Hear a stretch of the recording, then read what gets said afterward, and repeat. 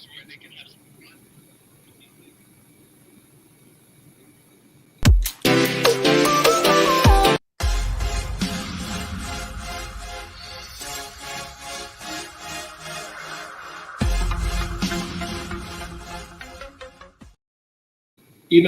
really think I clicked it and then it moved. Whatever. Hey, everybody, welcome to another episode of Unpopular Review Wrestling Top 5. And I'm excited about this one because little be known, SummerSlam is one of my favorite pay-per-views. It's actually after WrestleMania. Some people say Royal Rumble. But after WrestleMania, SummerSlam is my second favorite pay-per-view. And it is technically the second biggest pay-per-view in terms of how they see it because they book WrestleMania and SummerSlam. Now, that being said, we're talking about the top 5 SummerSlam pay-per-views, main events, because SummerSlam, of course, is next. Actually, no, it's in 2 weeks. We're doing this kind of early. We should have done this next week and then next week's top 5 this week, but I was thinking this is how we're going to do it. This is what it's going to be right here. Unpopular Review Wrestling, Executive Consultant, Grand Poobah, Mike Knox, top 5. Let's hop right into it. And we'll start with you, Grand Poobah. You're number 5. Go ahead and talk about it. Oh, man, I feel like I want to paint a story. First off, thank you guys for watching Popular Review on a Thursday at 7:30. You guys are great. You guys are awesome. So when you gave us the homework of doing a top 5 SummerSlam main events and stuff, I was able to watch a few main events. And one of the main events that I knew that stood out for me, and I knew I wanted to include it in my list, I wanted to go back to the year of 2014. Originally, we were going to get Brock Lesnar against Daniel Bryan, but Daniel Bryan got hurt, right? John Cena is the champ. And we get this match. It's not like this technical sound piece or anything like that, but Brock Lesnar against John Cena, that makes my top 5. I just think the visual of John Cena, who has been protected really well in WWE. He would get his offense, he would get his, he doesn't get dominated in a match is my point. He doesn't get dominated in a match, but Brock Lesnar dominated him. And it was such a sight to see. So I got to go with number 5. I felt like I needed to include that in my top 5. Brock Lesnar, John Cena. Brock Lesnar just hit him with Germans. I think he hit him with like 16 Germans in that match. Just it was a sight to see. So to sum it all up, because I could talk for another 2 minutes about this match. Brock Lesnar, John Cena, 2014. That's on you. I couldn't put that match there being a Cena guy. Even though I'm a Lesnar fan as well, I think that was the beginning of Suplex City. It was like 17. But you're right. Everything about that match was insane of watching him getting destroyed like that. But number 5 for me, I'm going to go with 2 of my top 10 favorites of all time. Okay. 2004, Eddie Guerrero versus Kurt Angle. Personally, next to Bret Hart, these are the 2 of the 3 best who ever done it inside of a square circle to me. If I had to go 1, 2, 3, 4 inside a square circle, this is 1 and 3, being Kurt Angle being 1. 2004, their rivalry. Remember, Eddie Guerrero beat Kurt Angle that year at WrestleMania as well. I thought this was just crazy. And I'm with you, Executive Consultant. SummerSlams are like my second, third favorite pay-per-view. Royal Rumble is my second because it leads you to it's my favorite, honestly, because it gives you the WrestleMania being 2 for me. It's just something about the way Rumble season kicks off. But this is the summer of WrestleMania. So they always try to make this a big deal. So number 5 for me, 2 of the best has ever done inside a square circle, Kurt Angle and Mr. Eddie Guerrero. The only dispute, it's really not a dispute because I consider it was for the WWE Championship. But of course, 2004 was actually Randy Orton versus, he who shall not be named. But that's also, you're talking about Chris Benoit. I call his name. It's a wrestling company. This is when they actually began to start what they called double main events. Yeah. So I can accept that. Because it was hard for me because I looked at it says main event. Right? Because some of my favorite matches are at SummerSlam, but they're not the main events of SummerSlam. So it does tighten the window a little bit. So it's all subjective. I always think that if it's a world title on the line, that's actually a main event to me, just no matter what it is. It's a world championship, it should be a main event. It's a little hard because the women's title now really considered world titles. And, it also depends on what the match is. Because there have been times where they have 2 world titles on the line in the pay-per-view, and it still ends in a different match. WrestleMania 28. Can we say hello to the birthday girl today? Happy my lady. Happy birthday, madam. McCurtsey. What is she wearing? She has on her lady outfit because she's the lady of Greenwich. So I don't know what Greenwich is. Not Connecticut. Okay. Charlotte, did you say happy birthday to Michaela? Shame. All right, so yeah, you were forgetting something. Number 5 for us here is you don't always talk about going back and forth, but I'm actually have to agree with Ron on this one. I absolutely love this match. John Cena and Brock Lesnar. I had to do a SummerSlam party. Wow. And I enjoyed it so much because it was so unexpected to see, of all people, get dominated. John Cena, and not only get dominated, and we just talked about it, the second biggest pay-per-view of the year was a squash match for the main event. He made it look so easy. When it counted to 3, your shock face was almost the shock face that you had earlier that year when he beat The Undertaker's undefeated streak. Like, did he really just dominate John Cena like that? Amazing. All these years later, 9 years later, we're still talking about that match because it's that memorable. Of course, most wrestling main events to me are really memorable in one way or the other, but this was a good one. Had to be my number 5. John Cena, Brock Lesnar for the undisputed WWE World Championship 2014. Well, you know what's funny, real quick too. I don't want to hold up too much of the floor, but when I said it, I saw Mike scrunch his nose like, because anytime someone black does like this, it means it's not good. But it ain't smelly Uchi. Yeah, Wally. Oh, so what you're saying is our pick wasn't Uchi. Right. No, what you're saying is, the matches, everything you guys said, it's one of the things, again, what I love about wrestling is when you're a fan, right? There's few things in wrestling, I think, that it give you the little girl face when Miz won. Watching this gave you that face, like, and again, I love Brock Lesnar. I think Brock Lesnar should be mentioned in the top GOAT conversation, to be honest with you. But it was Cena. You know what I'm saying? And all the fans loved it because they're like, that's what you get. You always get what you want. Now look what happened. And I was like, and I think that's what's so mind blowing because, like you said, it's Cena. Like, I remember watching this with some friends, and a friend who watches wrestling because I watch it, he was able to point out and said John Cena had 5 offense in this match, like maybe 1 or 2 moves, but Brock practically. Matter of fact, my favorite scene in the match, if I could just say it, was when Brock Lesnar sits up and then smiles. This is the most scariest thing to see in the world because what are you going to do? Like, people online, and I'll get to my number 4, but people online were saying, oh, Cody got beat up by Brock in front of his mother. I said, it's Brock Lesnar. What do you think is going to happen if he beats you up in front of your mother? What are you going to do? We're talking about Monday Night Raw, and, we'll probably talk more about this on the Mike Knox Show, 6 o'clock p.m. Every single Monday. But realistically speaking, Cody deserted his ass on Monday because he walked back there. I think I said it on the episode, Grand Pooh, but when we were talking about it, I said, Brock had the high ground. Why would his dumbass go and attack him? No, Anakin! But I have the high ground. You clearly, he's there. He's after with you. Let me go. Typical white. Never. All right, let's go ahead to our number 4, Grand Pooba. Who do you have? Oh, man. So, once again, it was great to do some homework, and I always heard really good things about this match, but I never got to see it, not only live, but just see it, period, in my life. And I heard so many good things about this match. I always remember the visual of in 1998 Stone Cold versus Undertaker, right? And you see that I always remember the visual, the video of Undertaker hitting this top rope leg drop from the turnbuckle to the table. And I always thought to myself, like, how incredible is that visual? Because Undertaker doesn't do aerial moves, that's not his thing. But I got to watch this match, and I thought that was really cool because there was a lot of storytelling into this match. I'm hoping that I put all this together correctly because my 98 memory is fuzzy. But Kane won the championship at King of the Ring. Austin won it back sometime later. At the very next night. Yeah, he won. Right. He won that Monday Night Raw.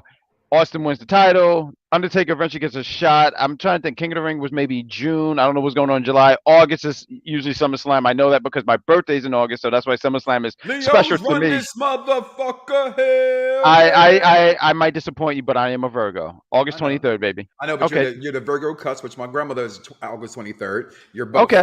Okay, there we go. Okay, so he's gonna classify me as just a Leo. Okay, get it. But watching this match and being able to see this match, I thought this was great. And I think also really great too, because I know Stone Cold was hot in 98. And to put someone in the ring like Undertaker who had longevity and to be able to beat him clean at that. There was a spot where Kane is trying to get in. Undertaker said, no, I got it, which he didn't got it. So he lied. And I thought this match was solid. I thought it was really good. I'm going to mention it later on too. But Undertaker had this thing where if he was on the turnbuckle, he would just, I mean, not turnbuckle, on the apron, he would just grab you and then choke slam you, and everyone kicked out. I thought that was always hilarious because it was the choke slam. Why was you kicking out? But Austin's Stone Cold, Undertaker, 1998 SummerSlam main event. That is my number 4. Number 4 for me, keep it a year later, 1999, Ooh. Stone Cold Steve Austin versus Triple H versus Mankind in Minnesota with Jesse the Body Ventura, one of the most underrated commentators, by the way, in wrestling history, I think, officiated this match. I thought this match was great. To me, this is the epitome of the Attitude Era, right? Being a Shawn Michaels guy, he was kind of gone then. The Attitude Era really, to me, I know they say 97 it started, but 98, once 99, when Michaels left, it upped everything else a notch to me. And this is one of those matches, again, never been a fan of Stone Cold, will never be a fan of Stone Cold, will respect Stone Cold the same way I respect The Undertaker, not a Taker guy either. Again, he went against all my favorite rivals, so therefore, F him for that. But that match was tremendous. I remember sitting back at this time. I'm doing things I'm not supposed to be doing in my life. Thank God, knock on wood, I'm not in prison, but I'm here to talk to you guys right here. And I remember stepping away and all the guys making fun of me like, you finna go watch wrestling? Like, yeah, I talk about it every Monday. I'm leaving to go watch wrestling. Yes, I'm going to watch this pay-per-view that my mother is going to let me order. So I remember that very well because my mom was like, you're still paying for pay-per-views? Yes, Mama, I'm still paying for pay-per-view. So, yep, that's my number 4 right there. Stone Cold, Triple H, Mankind, Minnesota, 99, August. Yes, Minnesota, and shout out to Jesse Body Ventura. The man was very great good on color commentator. I dare say he's a top 3. And, depending on the match, he was actually better than Bobby the Brain and Jerry King Lawler. That's just my opinion. He was really, him and Gorilla. People talk about Gorilla and Bobby. Him and Gorilla. Or Vince and Bobby, but Bobby but the Gorilla and Jesse the Body Ventura was also very, very good. I used to love Lord Golden Era, they were the voices for me, right? I said that sports field, they were the reason for it behind Coliseum home video. Which one? If I can interrupt real quick, because you guys are better at this than I am, but I remember hearing someone mentioning about Jesse Ventura because he was so good. And I think there was supposed to be this no disqualification match, and Jesse made a joke saying, well, if it's no disqualification, then you could just bring a gun in or something like that. I forgot who he was talking about, but it was like a funny thing. No, at that time, it was a big thing with gun laws in Minnesota. Remember, he's the governor of Minnesota, so there was a big thing that got put out there. It was a political thing. We all know Vince has his political ties to the Republican Party, so that was one of those things that happened there. Okay. Shout out to Bad Guy Jack. And the reason I'm saying shout out to Bad Guy Jack is because we picked our number 5 and we picked our number 4. My number 4 is Stone Cold Steve Austin. Wow! At Madison Square Garden, SummerSlam 1998. Let me tell you something. Highway to Hell. There are a few pay-per-views that I link songs to.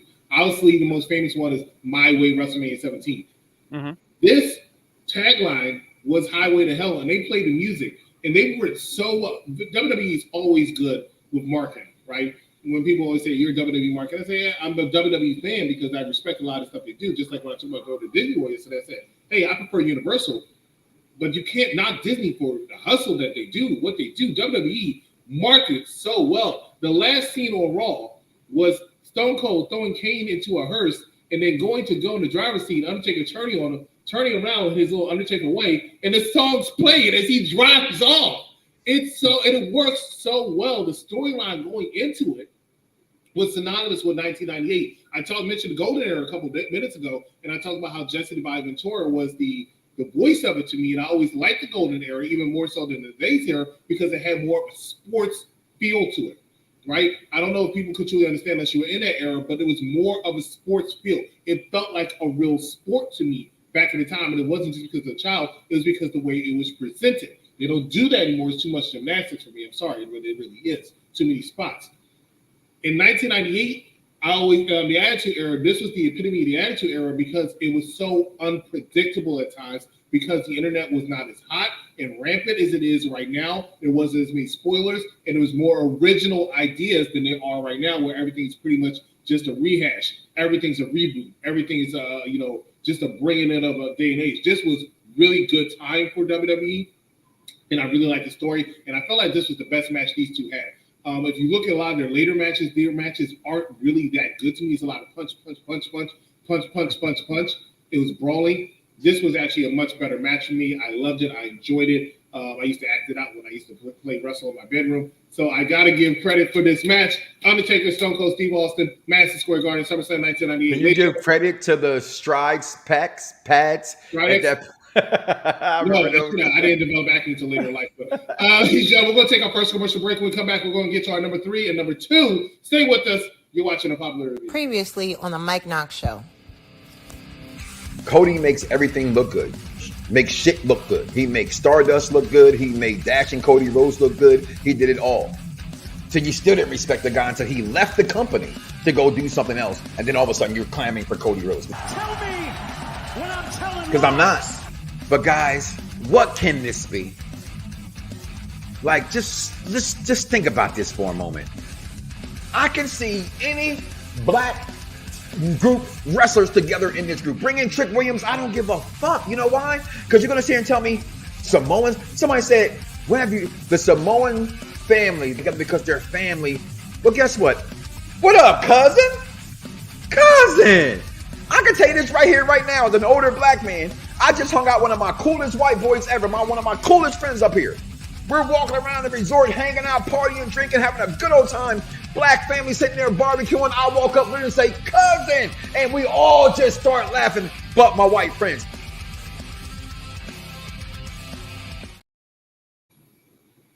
All right, ladies and gentlemen, welcome back. That is from the Mike Knox Show, joining us every single Monday, 6 o'clock p.m. for that show. The Intelligent Wrestling Fan. And what's up, cousin? We're talking about our top 5 SummerSlam main events. Almost forgot for a split second. The SummerSlam main events. We're at number 3. Grand Puba, we're on you. Let's go. Well, my number 3. I'm sorry, I was going to say something silly, but I'm going to get straight to the point. Also, real quick, if I can just sit here and say, great job on Mondays, Mike Knox. On tonight, you can catch us right after because Impact is on the air right now. We are going to be on to do an Impact Wrestling review show, and should be great because they just had their Slammiversary show. It's the Aftermath, me, the executive consultant, and somebody else is supposed to be joining us, right? EC? All right. So let me jump to my podcast, the real one, Daniel, whatever his name is going to be, is going to be joining us. I was going to say, that's a hell of a work name. That was great. He's going to be the newest person. That's right. I remember now. Yes, he's going to be part of Unpopular Review, and I can't wait to do it. But for my number 3, doing some homework, and I didn't watch this match live, but I got a chance to watch because I'm a big fan of ladder matches. I love the spectacle of it. I don't want to say like a mark for it because not every ladder match has ever done it for me, but I'm just a fan of ladder matches. But I want to go with number 3, Jeff Hardy versus CM Punk, SummerSlam 2009 at the Staples Center. This match was so much fun. I felt like their rivalry, it worked for me. It just worked. You know, Jeff Hardy, he lived a certain lifestyle. CM Punk lived a certain lifestyle. And I just felt like they meshed very well. And they got to this point where, we're going to do a ladder match. And the visual and Jeff Hardy has done a lot of crazy things years prior, but him doing the Swanton Bomb off the ladder to the table, it was still kind of crazy seeing him do that. Them stretching them both out, but CM Punk is I feel like he sold it, but he no-sold it because he was like, yeah, I'm gonna go up the stretcher and climb up the ladder. And then Jeff Hardy's like, no, I'm gonna help, and then he gets kicked. I feel like the ladder match should be Jeff Hardy's specialty, right? How many ladder matches had this guy won in a ladder match? I feel like he's never won a ladder match. There we go. But seeing him get kicked and then seeing Punk grabbing the belt and then seeing the fans, kind of like disappointed because they love Jeff Hardy, which I get. They love Jeff Hardy. Seeing Punk raising the belt, and then you hear the gong. Undertaker just shows up, and that sets up for his next feud. I don't know. I feel like that stuff was really great because it kept CM Punk's I don't know if the word is momentum, but it just kept CM Punk going. Is my point. So I gotta go with number 3, SummerSlam 2009, Jeff Hardy, CM Punk. Jeff Hardy was red hot at the time. He was actually arguably the most popular wrestler in the I think he was outselling John Cena at that. He- I No, mean, no, he wasn't. No one was selling out. No one was outselling John Cena in that At that time. particular time, I remember for a fact that he was I'll outselling say John for a Cena. fact They that's were not trying- true. Okay, well, I can't go back and pull up receipts, but at that time, the rumor was that he was outselling John Cena. He was very popular, which is why he closed the show that year, and they were really trying to re-sign him, but he chose not to. See, I thought that wasn't a main event match because I had this on my list. I thought that main event wasn't this was the main event. But I had it in there. It was the last match. It was the last one. I wasn't exactly sure. I leave memory things to you, but when it comes to stats, I keep that to myself. But number 3 for me, speaking of CM Punk, I'm going to go with number 3 as well. To me, the match that just let the world just really get noticed back to wrestling, Jonathan Horatio, Tom Brady, Cena, champion, Izzy, right? He had a storyline, Punk. He wins, he quits the company. He wins the belt, runs in the crowd, walks off, and then you see a picture of his title in the freezer. Like this Punk to me was the Punk that I don't know why people. I don't know. I'm a CM Punk mark. I remember this match like it was yesterday, and it was a little over 10 years ago. Such a great match, such a great moment in wrestling. Just remember watching him on the apron when the match is over and waving to Cena and then just bouncing. And at that time, you thought, well, no one's gonna do what Medusa ever did again. What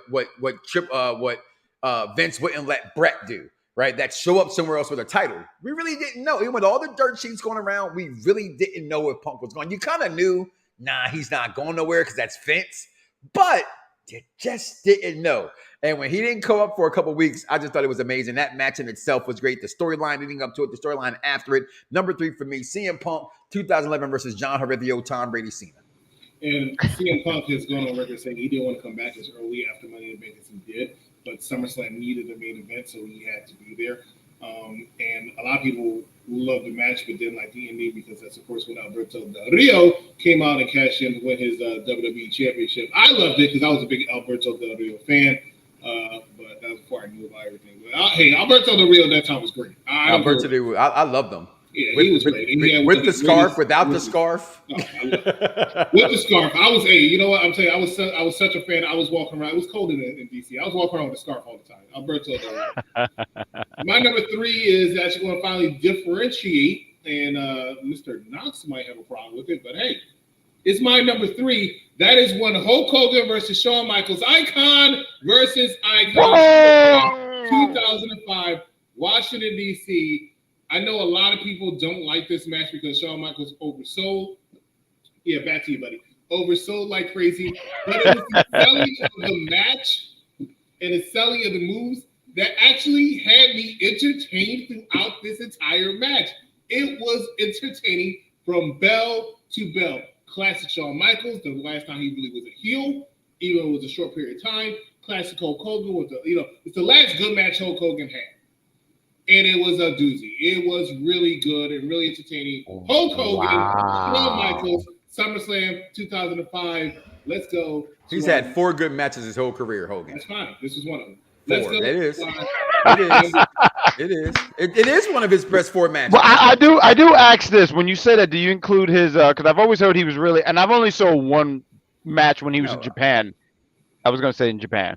No, his best matches to me is him versus Macho Man. Macho Man Randy Savage. Yep, him versus Ultimate Warrior, WrestleMania 6. Actually, I'll take that down. Him and Rock.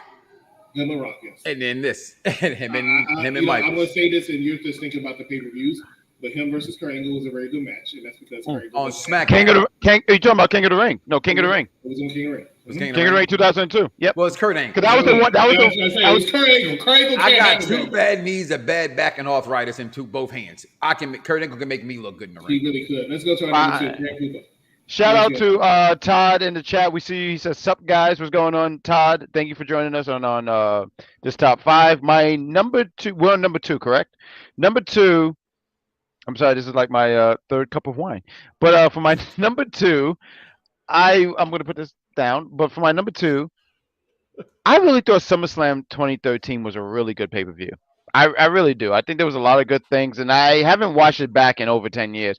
But I remember being at a bar and just having a good time. The crowd, and I think that's what it was. When you mentioned Rock and Hogan, I feel like the crowd made that match even better than it was. I don't think that match was a technical masterpiece. No, it was a good. It was good. It was good. It was good. But the crowd really brought you in, and I think that's amazing.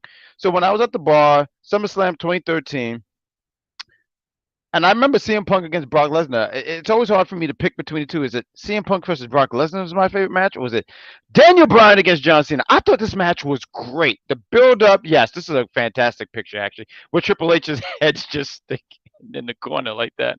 Ah, that's what Triple H is saying. Ah, my rest of my body is missing. But this match was so great. This match was really good. It was great storytelling. It was a great wrestling.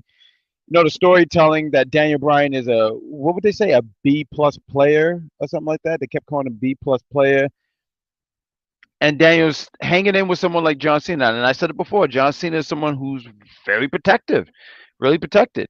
Even in this match, it was a bad elbow he had, and I said, "Oh, this is a great way to have him tap out." John Cena hasn't tapped out since his rookie year. The last time I believe he tapped out was 2003, and I believe it was Chris Benoit, if I can even say that. Chris Benoit made him tap.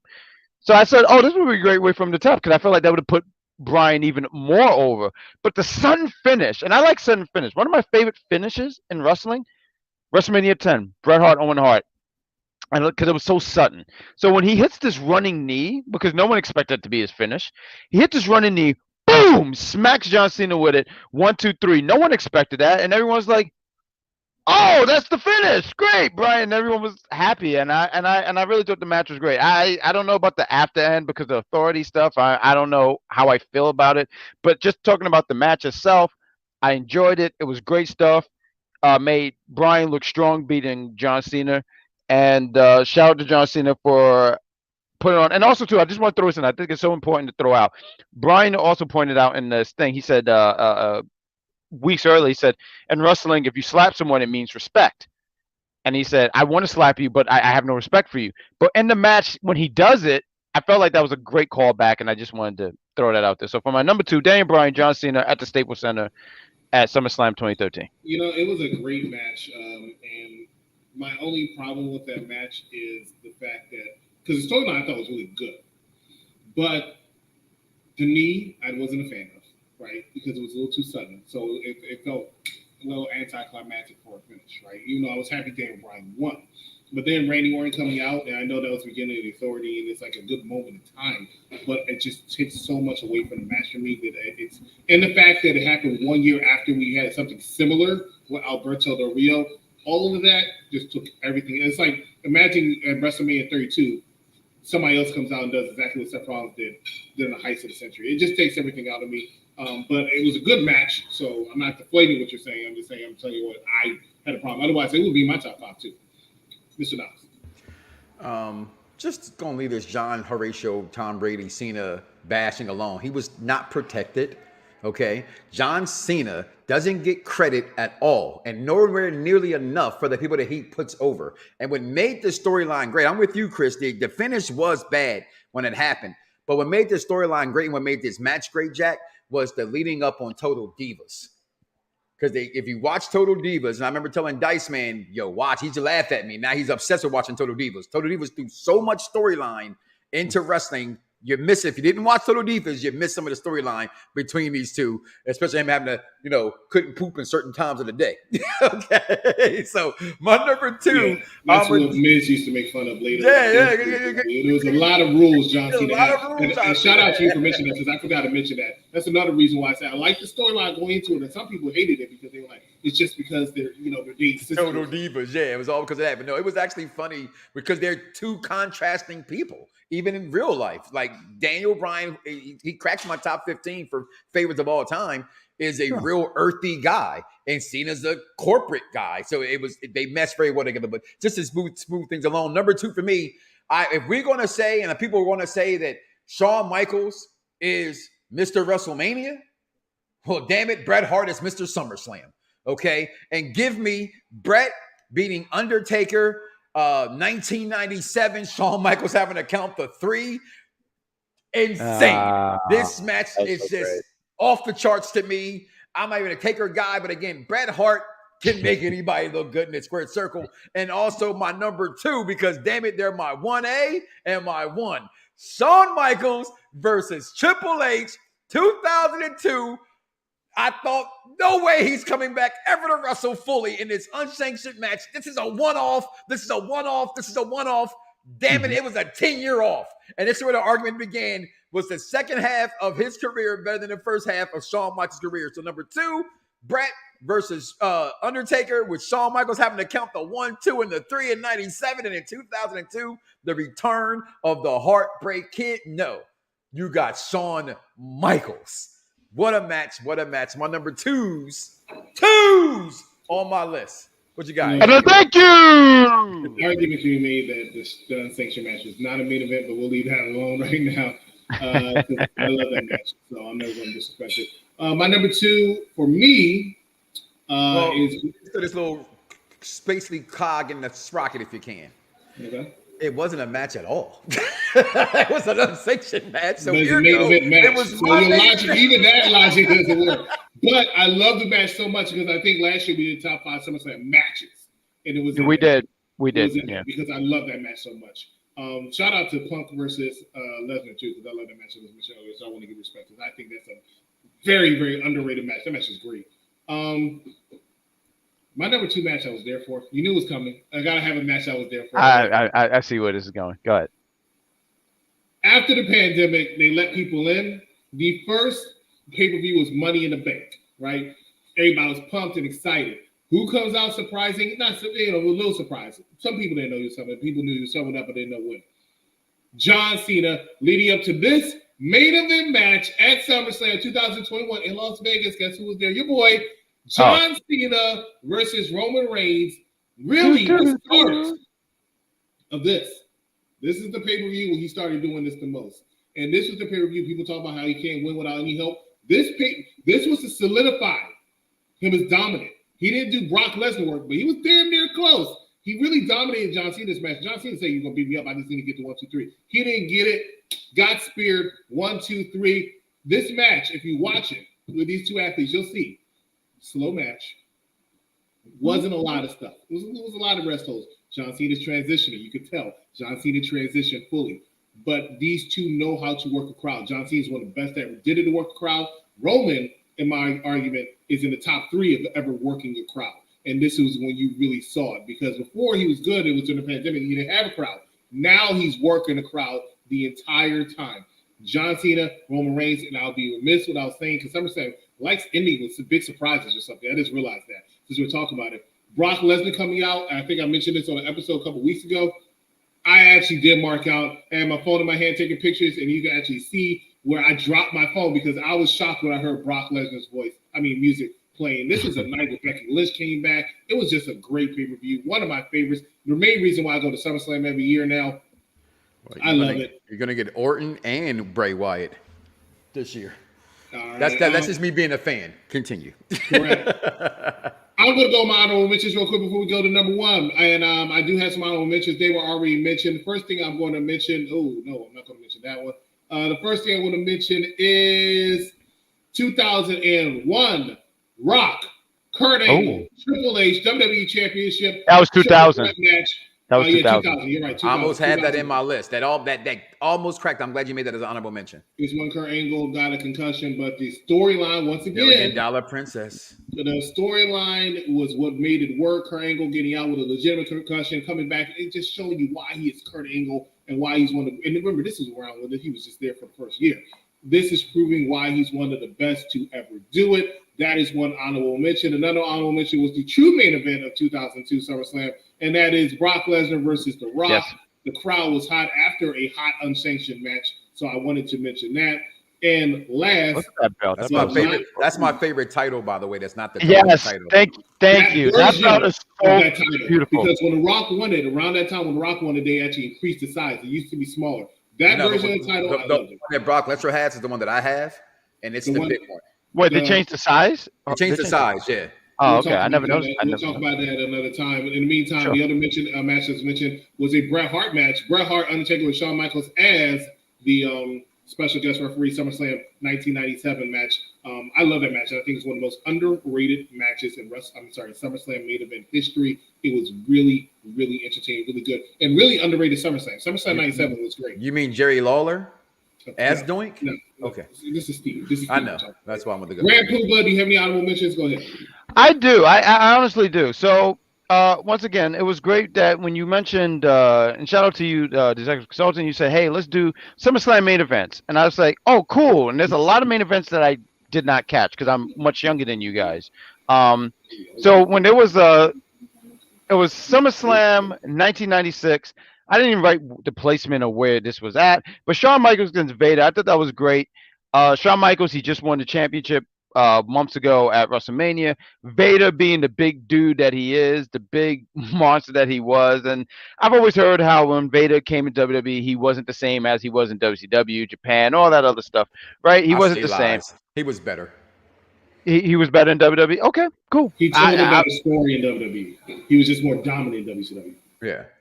Okay, fair enough. But I thought this was such a great challenge for Shawn Michaels, going against someone as big and tough as Vader. There were so many different screwy finishes in this match where you talk about what was that? It was a count out, DQ, and then eventually Shawn won because yeah. Then we had I did want to put this on my list, but I didn't want to just have my list filled with Bret Hart because, like how you mentioned, Mike Knox, when you think about SummerSlam, even though now people are saying SummerSlam, when you think of SummerSlam, you think of Brock Lesnar, which is fair. I get why people are saying that. I think of Bret Hart. And Bret Hart has a lot of great matches. So when you mentioned Bret Hart against Undertaker, I really much enjoyed that match. Got to watch it. I thought it was great because there was so many different storylines. Bret and Shawn was obviously at odds with each other. Undertaker, there was the story of Kane. It's got to be Kane. And Kane hasn't been showed up yet. Even seeing Paul Bearer in the match, I was like, oh, I didn't know he showed up in this match. And the visual of Bret pinning Undertaker, and Shawn had to count because count, bitch, count. And he counted. And Bret got away with spitting in his face. I enjoyed it. I said, yeah. And I got to go for my other honorable mention. I want to mention Shawn Michaels because he put over a young talent. Shout out to him for putting over the young Hulk Hogan in 2005, the quick and nimble Hulk Hogan. Because you had to put over young talent. So for Shawn Michaels to put over the quick and nimble Hulk Hogan at the MCI Center, I thought that was great. Hogan did it for The Rock. So yeah, so I'm gonna go with that was my honorable mention. Mike, now you have an honorable mention if you can slide in number one of three. Y'all all picked them already. So SummerSlam main events, I think, is a hard thing to kind of pick through. So just real fast, you should get a recap. My number 5, Eddie Guerrero versus Kurt Angle, 2004. My number 4, rather, I'm sorry, Stone Cold, Triple H, Mankind. My number 3, CM Punk versus John Cena, 2011. My number 2, 1 is Undertaker and Bret Hart. Y'all having as honorable mentions. My sneak-in pick. So technically, you said it wasn't a main event, but it's not a match at all. So therefore, was my main event: Shawn Michaels versus Triple H. And then my number 1, I think, arguably, I don't know where you want to put it at. It's got to be one of the best wrestling matches I've ever seen in my entire life to this day. I will go WrestleMania 3. Steamboat versus Macho Man is, to me, the greatest technical wrestling match I've ever seen in my life. This has to be somewhere behind it closely. Bulldog, I never, ever thought could wrestle this way, can wrestle this good. He was known as a power guy. I'm a British Bulldog's mark. Even then, Dynamite Kid was the guy who put in most of the big work, and he did the powerlifting in those matches. When you saw this match with Bulldog, I said, damn. And Wembley Stadium, in front of all those people, these guys put on, to me, to this day, the greatest main event of all time in SummerSlam history. Right here, my number 1, Bret Hart, British Bulldog, Wembley Stadium, 1992. I'm a sophomore in high school. Say no more. Grand Poobah, go ahead.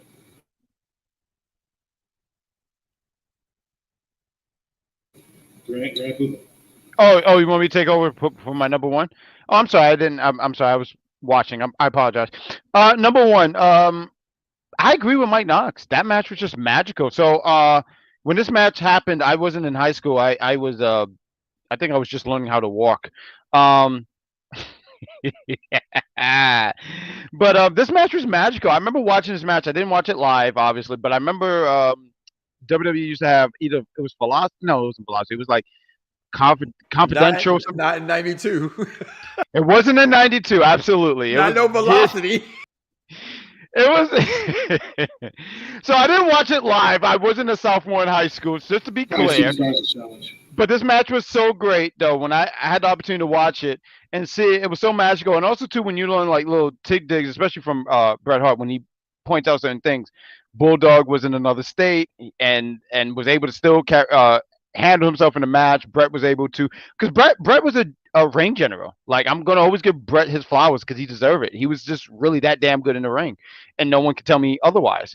And I don't want to say he directed Bulldog, but I feel like he helped Bulldog get to a certain place in that match, and Bulldog did the thing, and even the finish. I do like the finish where Bret goes for a sunset flip. Bulldog's able to counter it. Like I said, I like sudden finishes. Like, it doesn't have to always be so decisive for me. Sometimes wrestling can just be oh shoot, I didn't expect that. So I did like that, and I mean, eventually maybe this match will be topped, but I had to go with Bret Hart, Bulldog, Wembley Stadium, 1992, number one. SummerSlam match of all time. So I'm going to go ahead and do my normal Bret Hart hate, and then I'm going to give him a compliment, right? I'm not a Bret Hart fan, and I really feel like this match is one of the most overrated matches I've ever seen. Outside of Bret Hart versus Shawn Michaels. I'm just going to say that. I just don't understand what people like about this match. It's not that good. It's actually really, really good. And SummerSlam 92, even though people remember it because it was in Wembley, it was in England and all that other stuff, is actually considered one of the lowest ranking SummerSlams. But anyway, that being said, put aside, Bret Hart does have one of my favorite matches, was the Son of Mr. Perfect, which I believe was number 2 of my top 5 SummerSlam matches anyway. I love that match. Always love that match. My number 1 is Undertaker and Edge 2008 SummerSlam Hell in a Cell match. It's just a Hell in a Cell with Undertaker and Edge, who have never had a bad match, and they had so many matches this year, but every single one of them was great, and this was just a perfect ending to me. Undertaker Edge SummerSlam 2008. I'm not going to say anything else about it. It was Los Angeles. I love it. Thank you so much for watching Unpopular Review Wrestling Top 5 for Grand Poobah for Mike Knox. If you're an entertainment movie fan, we're reviewing Clifford, a part of Simba. It's coming out actually in about 8 minutes, and then later, Grand Poobah, myself, as well as Dane will be talking about Impact Wrestling. So once again, for these two, I'm the Executive Sultan, and we'll see you right here next time on Unpopular Review. Good night, everybody.